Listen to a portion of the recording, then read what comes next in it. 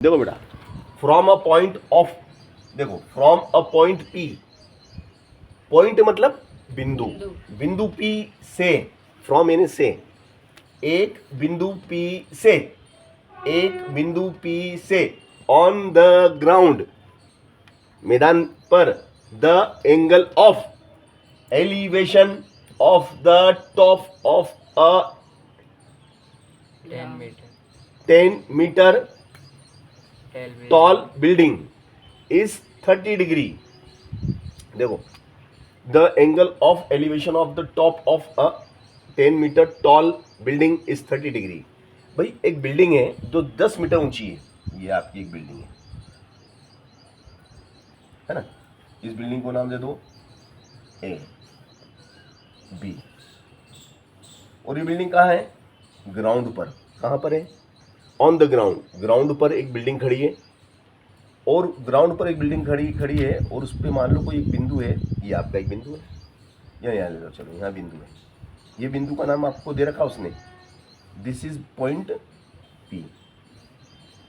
अब बिंदु पी से इसका एलिवेशन कोण कितने डिग्री का है? 30 metre. Elevation of the top of a 10 meter tall building is 30 degree. A flag is hoisted at the top of the building. अभी बिल्डिंग है ना भाई साहब आपकी, क्या है ये? आपकी बिल्डिंग है, तो इस बिल्डिंग के ऊपर आपने क्या लगा दिया? झंडा। बाबा रामदेव को झंडो लगा दियो। हाँ।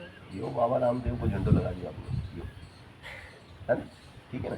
तो अपन इसको थोड़ा सा इधर ले लेते हैं, इधर झंडो इधर लगा दिया, सॉरी यो झंडो लगा दिया, यो झंडो हमारो लग गई। अब ये कहता है building at the angle of elevation of the top of the flag is top from P is 45 degree. अब भैया इस झंडे के शिखर का देखो, यहाँ से यहाँ तक क्या था? ये ए था, और ये क्या था?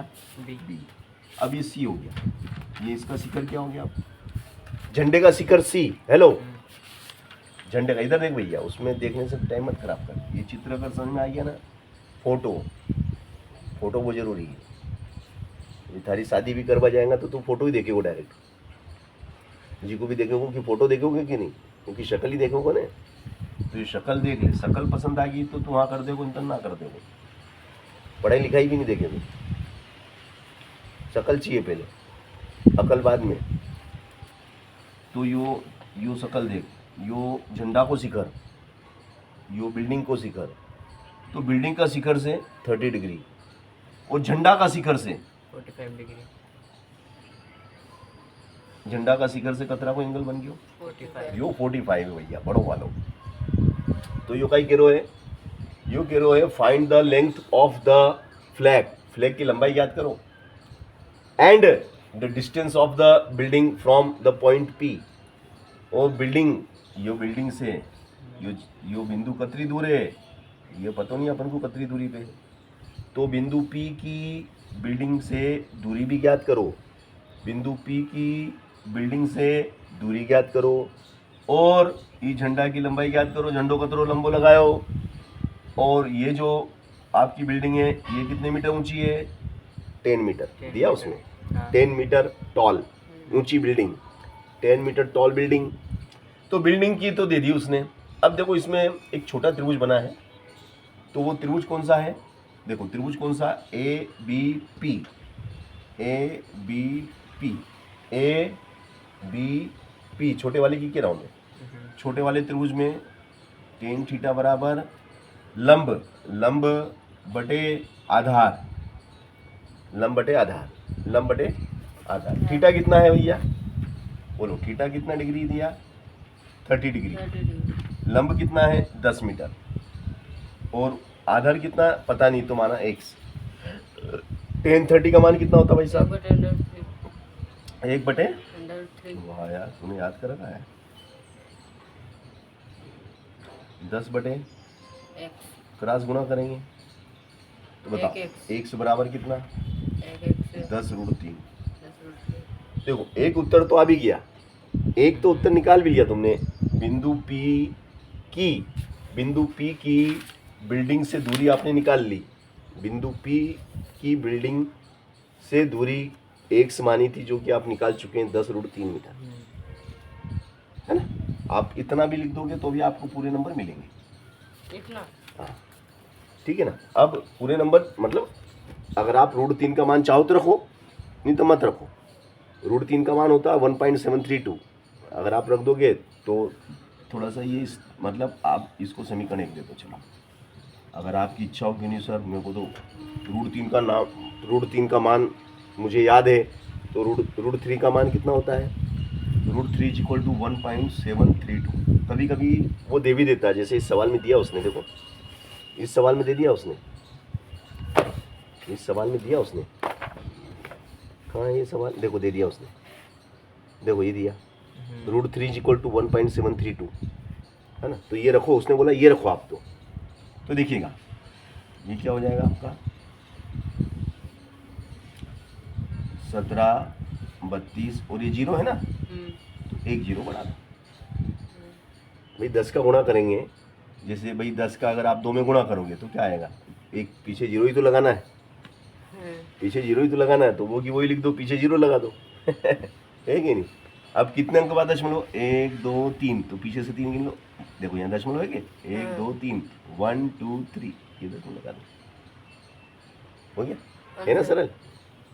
तो ये उत्तर आ गया। देखो अब वो क्या कहता है? अब वो कहता है कि झंडे की लंबाई ज्ञात करो। किसकी? झंडे की। तो देखो भैया यहाँ से यहाँ तक, हेलो, यहाँ से यहाँ तक कितना है? 10। और झंडा कितना ऊंचा है याद करना, वो हमें पता नहीं। तो अपन क्या करते हैं, झंडे की ऊंचाई को अपन क्या मान लेते हैं भैया? एच मान लेते हैं। ऊंचाई है ना, हाँ, तो ऊंचाई को एच मान लिया जाता है। ये एच हो गया, है ना।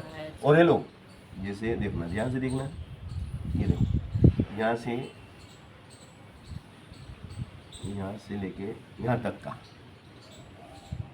और यहाँ से यहाँ तक का ये कितना था? 10। ये तो 10 था। यहाँ से यहाँ तक ये कितना है? 10। और उस 10 में ये जुड़ गया h। तो ये पूरा मैं तुमसे पूछूंगा पूरा बता कितना है? 10 + x। हाँ, 10 + h। क्योंकि अब ये मैं इस बड़े त्रिभुज की बात कर रहा हूँ भाई साहब, ये छोटे को तो भूल ही जाना तुम। छोटा तो ले लिया मैंने, छोटे पे काम कर चुका हूँ मैं, छोटी बिल्डिंग पे काम हो गया, बड़ी बिल्डिंग कितने का कौन है ये? 45। अब बड़ा त्रिभुज दिख रहा होगा आपको, दिख रहा है ना। तो अब मैं यहाँ पर इसको हटा देता हूँ।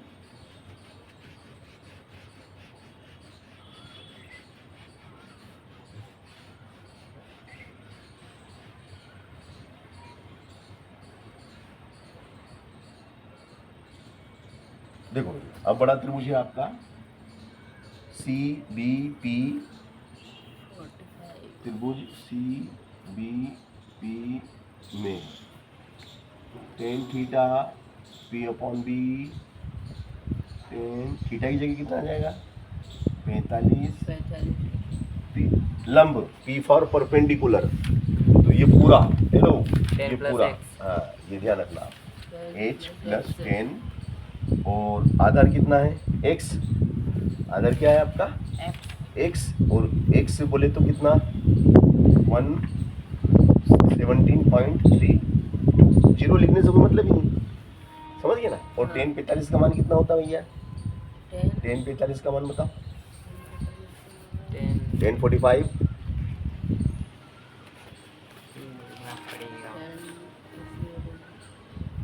सर 1। 1। चलो 1/1।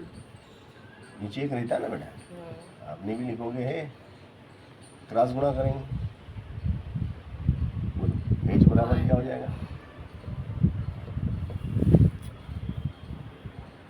है ना। तो h बराबर बोलो क्या हो जाएगा? 17.32। ये धन के 10 है ना, ये उठ के उधर जाएंगे तो क्या हो जाएंगे? ऋण के 10। तो कितना बचेगा? 7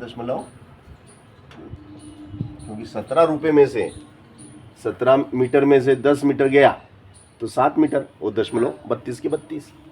देखो तो उत्तर आ रहा है क्या? हाँ आ गया सेम, है ना। तो ये सवाल बहुत मोस्ट इम्पोर्टेंट क्वेश्चन था जो मैंने आप